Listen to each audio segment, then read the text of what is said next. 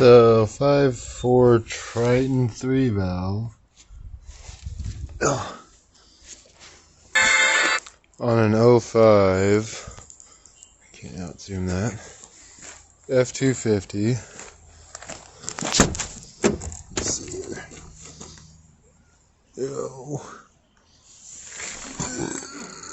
Date manufactured 05. Anyways, doing a spark plug job on this behemoth. Got the old carb cleaner. Already ran a tank of gas, quarter tank at with seafoam, quarter tank of gas, full can of seafoam, and then let's see if it'll swap. Nope, hold on. Anyways, a full tank of seafoam, or full can of seafoam for a quarter tank of gas. Should get the carbon moistened and a little lubricated, if not burnt out. Everybody who uses seafoam knows the 3-part system. I never use it just because it's not real. But for this application, Ford actually says it helps, and it does. So the only difference from this one is you don't need to remove the air box or the intake at all. There's plenty of room, but you do need to remove the coolant reservoir.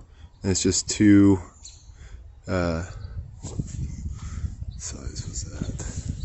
Anyways, the bolt side's up there. You'll figure it. If you can't figure out that, you shouldn't be working on cars. You gotta remove that. Don't gotta remove the box. And then just basically unplugging stuff. But to get to the rear too is gonna be a hassle. I also you still have to, the ECM is in a different spot, but it's not hard to pull out. You'll look for this gray lever and you want to flip it. Once I get it back in there, it'll be able to flip forward, but you pull it back and they literally pop out.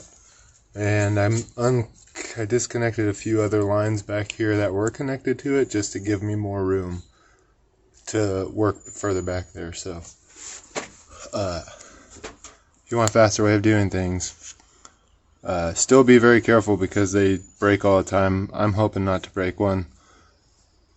Do an update. I'm just in the middle of taking the coils out, but I will show a couple coming out and show you what I do, and then if I break one, we'll figure that out. Also, the wires, that's that guy. This guy, the brown ones, go to the what do you call them, damn it? Sorry, I got a lot of stuff going on. Fuel injectors. Because there's the, fuel rail. But yeah, if you take all of that one and that one back there, it just helps get the coils out. Because usually it's on like that, and this wire's right in the way, so just pull them out. They pop pretty. Everything on these newer vehicles pops way easier than the old Fords. Rocking the OBS. Big old dent in the fucking side. And there you have it. There's the first one. You can tell they're rusted. This definitely needs to happen. These look almost factory. A weird thing that I did run into was, I don't know what number cylinder it is, but the first cylinder on the driver's side is a 9/16. This one and the ones I got are 5/8. So I don't know if you'll run into the same problem, but the trick to getting it out without it breaking, and it's scary. It's because once you know they do it, it's very nerve-wracking. So once you crack it, you'll hear it crack. Take some of your carb cleaner, spray it in there, And make sure you got some time because you want it to sit for a second on each one. You can be a proactive person and just keep going around and cracking each one. That's what I'm kind of getting to because I'm on a time restraint now. But if you're just taking it nice and slow and make sure nothing gets all fucked up,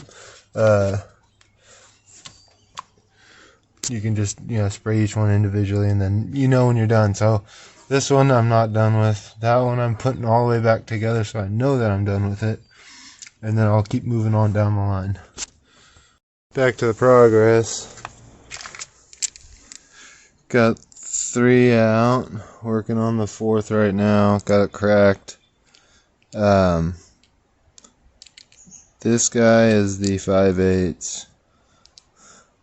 And that's Champion. And you can see these are auto lights. But if you want to go really big dick and spend the $100 on 8 plugs, everything about these should be better, so we'll see. Everybody says OEM, we'll see.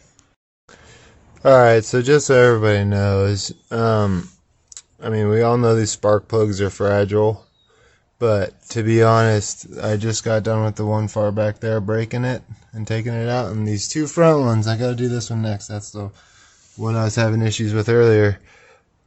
It'll feel like you're giving it your all. I even caught myself. But just when it goes, try to control it so you don't snap them off. But I've gotten all of them out so far without being snapped. They're all together. So don't be scared to give it too much force, but also warm up the motor, prep the shit out of it. It'll make it easier. So I did get them all out, and none of them broke.